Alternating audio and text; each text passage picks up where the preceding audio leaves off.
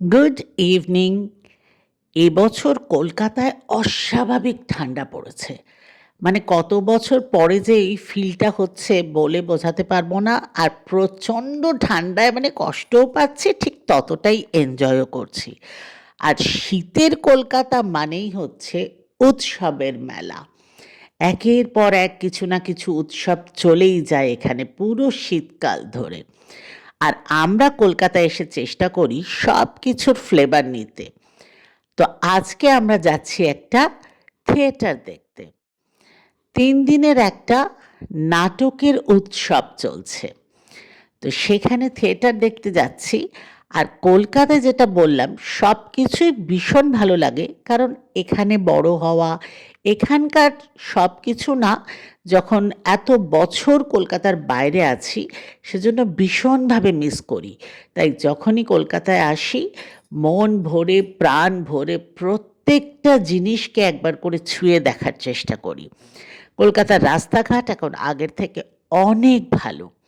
যাই হোক, ঠান্ডার মধ্যে বেশ বলতে পারো কাঁপতে কাঁপতেই আমরা চলেছি থিয়েটার দেখতে। দেখো পৌঁছে গেছি। থিয়েটার মানেই একাডেমি অফ ফাইন আর্টস।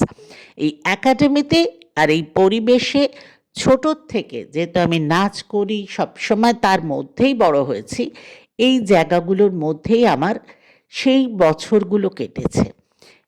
ভীষণ একটা নস্টালজিয়া কাজ করে, আর এখানে এলে মনটা খুশিতে ভরে যায়। একাডেমিতে এসেছি তো একটু আর্ট গ্যালারিতে যাবই। এখানে রোজ কিছু না কিছু কাজ হতেই থাকে। এত ভালো ভালো এক্সিবিশন হয়। তো আমরা যেহেতু পৌঁছেছি, একটু সময় আছে আমাদের হাতে, প্রায় ঘন্টাখানেক। সেজন্য আমরা এখানে চলে এলাম গ্যালারিতে এক্সিবিশন দেখতে। খুব ভালো লাগলো। অনেক বছর পরে দেখছি এক্সিবিশন। এর আগে যখন এসেছি এতটা আগে পৌঁছাতে পারিনি, যার জন্য থিয়েটার দেখতে সোজা চলে গেছি। আজকে সময় ছিল বলে মনটাও ভালো লাগছে, আর এক্সিবিশনে ঢুকে গেলাম। এত ভালো লাগে এই পরিবেশগুলো না। ডেফিনেটলি মুম্বাইতেও আছে, কিন্তু প্রথম কথা হচ্ছে আমাদের বাড়ির থেকে অনেক দূরে। মুম্বাই এতই বড় শহর, কোথাও যাওয়া আসাটা একটা বিরাট ব্যাপার হয়ে যায়। কলকাতায় কিন্তু সেটা নয়, খুব তাড়াতাড়ি মোটামুটি সব জায়গায় পৌঁছে যাই। আর সব থেকে বেশি এটা কাজ করে যেটা, সেটা হচ্ছে ওই পুরনো সময়ের স্মৃতিগুলো ফিরে ফিরে আসে। মনটা ভীষণ ভালো হয়ে যায়। দেখো, এক্সিবিশন থেকে বেরিয়ে আমরা অডিটোরিয়ামে চলে এসেছি। এই অডিটোরিয়ামে এত থিয়েটার দেখেছি যে সত্যি এর ভেতরে এলে ওই যে আবার নস্টালজিয়া ভীষণ ভালো লাগে। আজকে উইকডেজ, কিন্তু দেখো হল মোটামুটি ভরে গেছে। মানে অ্যাকচুয়ালি যখন থিয়েটারটা শুরু হলো হাউসফুল বলতে পারো, বাট থিয়েটারে নিয়ম অনুযায়ী এবং বারবার ওরা অ্যানাউন্সও করছে কোনো ফটো বা ভিডিও আমরা যেন না নিই। তো সেটা তো মেনে চলা আমাদের উচিত। চলো থিয়েটারটা দেখে নিই, তারপর তোমাদের সাথে আবার কথা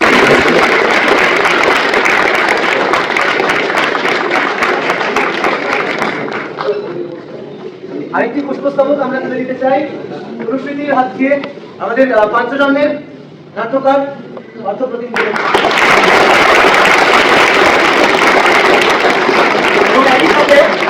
এই আন্তর্জাতিক বাংলা নাট্যোৎসবে একটি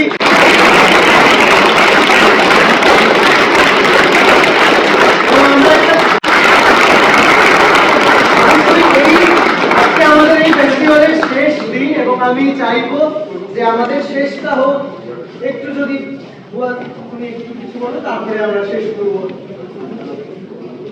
পাঞ্চজন্য আমার খুব প্রিয় নাটক, চান্দিগারের নাটক আমরা নিজে অভিনয় করি, এবং পাঞ্চজন্য আসলে মানে আমার দীর্ঘ বছরের বন্ধু, আমার দাদা, আমার সঙ্গী পার্থদা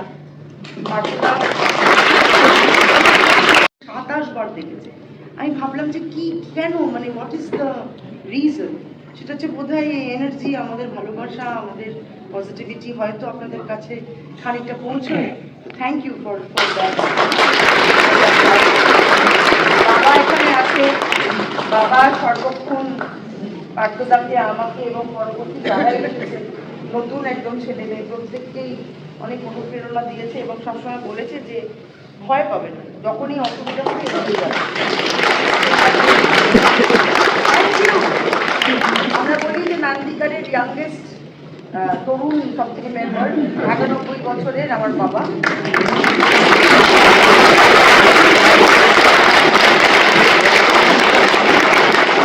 বেশি করে থিয়েটার দেখুন, যাতে থিয়েটার আরো ভালো করে করবার অনুপ্রেরণা পাই আমরা। আপনারা সবাই আমাদের গুরুজন আর কি, আপনারাই আমাদের অভিভাবক। সেই দায়িত্ব আপনারা আরো বেশি করে পালন করবেন আমরা বিশ্বাস রাখি। এই বছরের মতো তো এটা শেষ হলো, সামনে বছর আমি তো ৯১ শুনলেন, থাকবো কিনা জানি না, কিন্তু নান্দিকার থাকবে।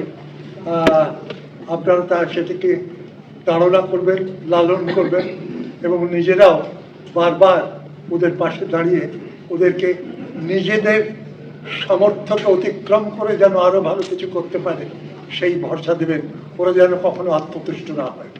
শুভরাত্রি। সোহিনীর অভিনয় তো ভীষণই ভালো লাগে। আর সবার উপরে আজকের পাওনা ছিল রুদ্রপ্রসাদ সেনগুপ্ত নিজে এসেছিলেন। ভীষণ ভালো একটা সন্ধে কাটলো। আর দেখো কলকাতা কি সুন্দরভাবে সেজে থাকে, এত সুন্দর লাগছে, এত ঠান্ডার মধ্যেও কিন্তু দৃশ্যটা খুব ভালো লাগছে।